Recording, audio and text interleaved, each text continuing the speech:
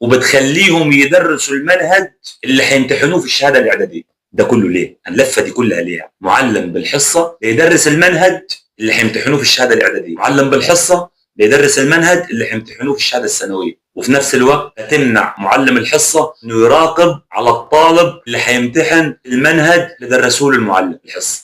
مش عارف، اي فكر بيقبل المنظومه كده. شفت السيد رئيس الجمهوريه في كذا مؤتمر وفي كذا لقاء كان بيقول ايه؟ انا بحيي السيد رئيس الجمهوريه، بضرب تعظيم سلام للسيد رئيس الجمهوريه اللي قالها صراحه لما الرئيس قال اللي مش عارف يمشي شغله ويحل مشاكل الناس اللي شغاله معاه يمشي ويسيبها للي عارف. مش معنى كلمتي ان انا بقول للوزير يمشي واحنا كلنا معلمين الحصه جمهوريه مصر العربيه بنضرب تعظيم سلام للسيد رئيس الجمهوريه وبنقول له يا معالي الرئيس احنا في ظهرك واحنا معاك واحنا مع الدوله ومع القياده، وزاره التربيه والتعليم اي وقت يحتاجونا هيلاقونا. انا مش عايزك تمشي، انا عايزك تحل واحنا نحل معاك. انتظر سنه 2 3 4 5 10 سنين مفيش اي مشكله، بس بايه؟ بضمان حياه كريمه. انت متخيل يا فندم 3 شهور معلم الحصه ما بيقبضش؟ 3 شهور معلم الحصه